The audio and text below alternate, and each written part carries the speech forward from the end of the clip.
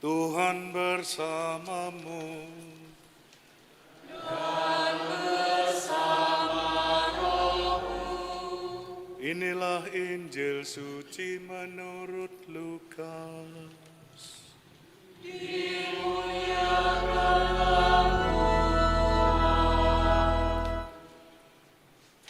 Pada suatu ketika orang berduyun-duyun mengikuti Yesus dalam perjalanannya. Sambil berpaling, Yesus berkata kepada mereka, "Jika seorang datang kepadaku dan ia tidak membenci bapanya, ibunya, istrinya, anak-anaknya, saudaranya laki-laki atau perempuan, bahkan nyawanya sendiri, ia tidak dapat menjadi muridku. Barang siapa tidak memanggul salibnya dan mengikuti aku, ia tidak dapat menjadi muridku. Sebab siapakah di antara kamu yang kalau mau membangun sebuah menara, tidak duduk dahulu membuat anggaran belanja, apakah uangnya cukup untuk menyelesaikan pekerjaan itu? Jangan-jangan sesudah meletakkan dasar, ia tidak dapat menyelesaikannya." Lalu semua orang yang melihat itu akan mengejek dan berkata, "Orang itu mulai membangun, tetapi tidak dapat menyelesaikan. Atau raja manakah yang hendak berperang melawan raja lain, tidak duduk mempertimbangkan dahulu, apakah dengan 10.000 orang ia dapat melawan musuh yang datang menyerang dengan 20.000 orang? Jikalau tidak dapat, ia akan mengirim utusan selama musuh masih jauh untuk menanyakan syarat-syarat perdamaian. Demikianlah setiap orang di antara kamu yang tidak melepaskan diri dari segala miliknya tidak dapat menjadi muridku." Demikianlah sabda Tuhan. Terpujilah Kristus. Bapak, Ibu, Saudara-saudari sekalian, salam sejahtera bagi Anda semua.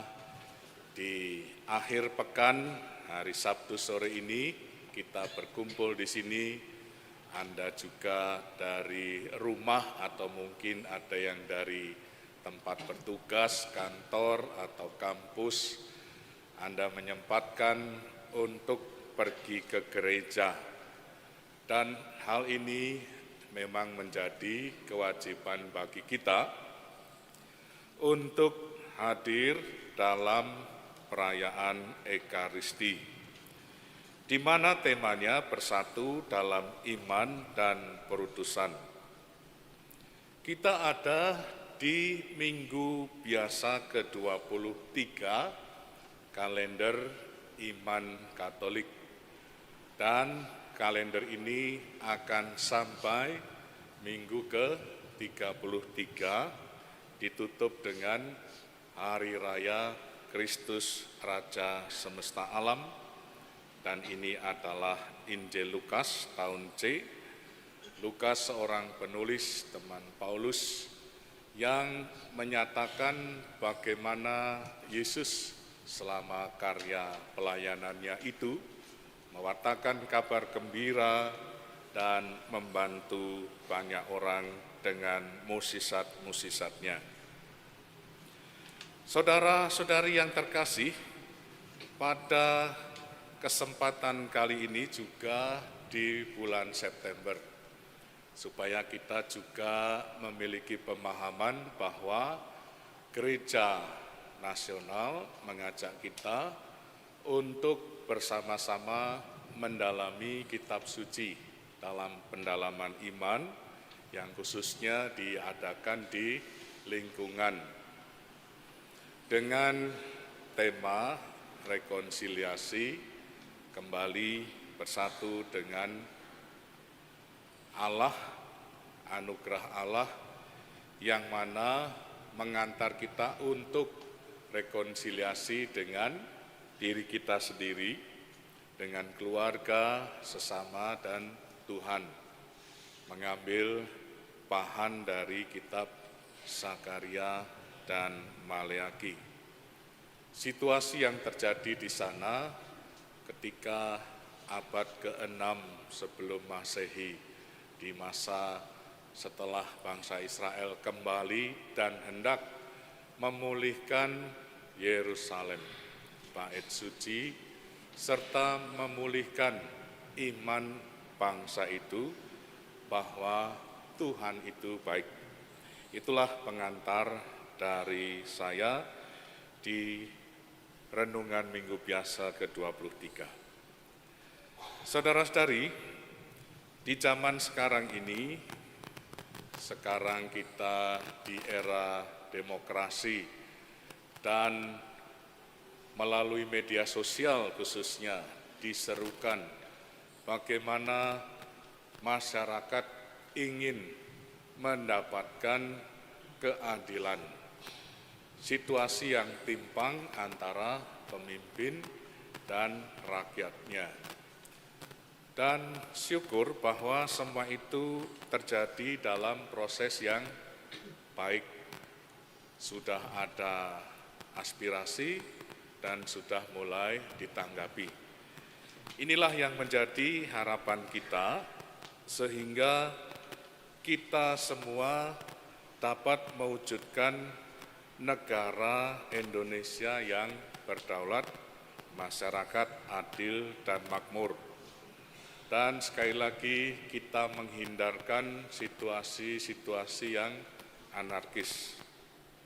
Walau bagaimanapun juga kita tinggal di tanah ini dengan ajaran nasionalis sejak Monsinyur Sugio mengatakan 100% Katolik, 100% Indonesia.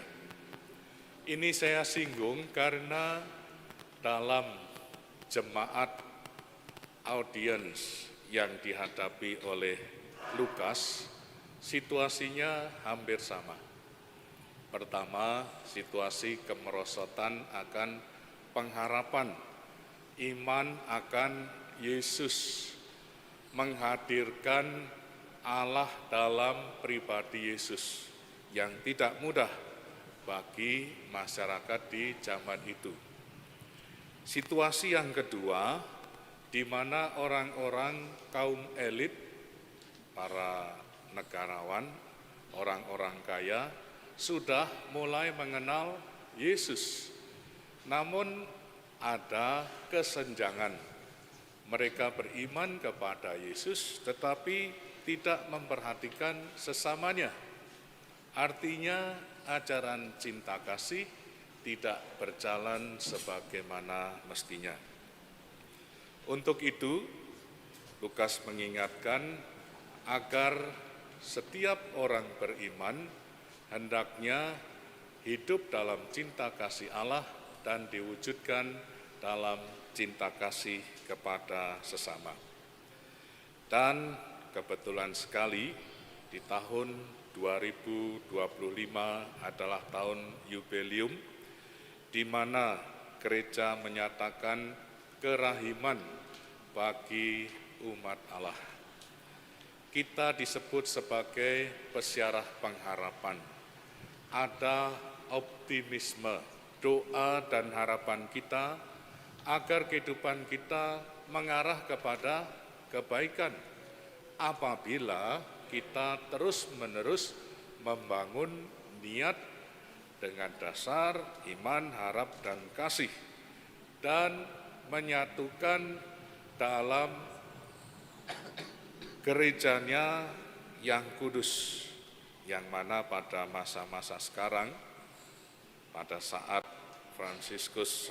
pada saat Paus Fransiskus, dan apa yang beliau lakukan menjadikan seluruh dunia melihat bagaimana Gereja Katolik hendak menyatakan ajarannya itu melalui damai, tindakan damai, perwujudan cinta kasih, kepedulian kepada hal-hal yang menjadi keprihatinan dunia. Entah itu peperangan, permusuhan, kerusakan ekologi, kemajuan teknologi komunikasi yang kiranya itu semua mengarah kepada keutuhan ciptaan. Hendaknya manusia kembali kepada citranya sebagai makhluk yang bermartabat, insan yang diciptakan oleh Allah sendiri.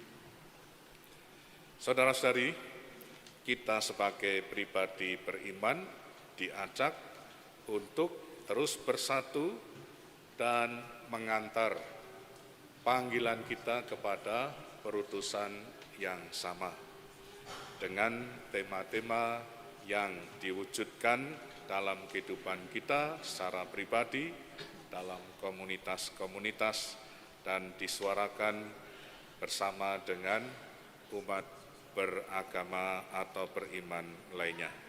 Semoga kita semua senantiasa menyatukan diri dan mengedepankan Kristus sebagai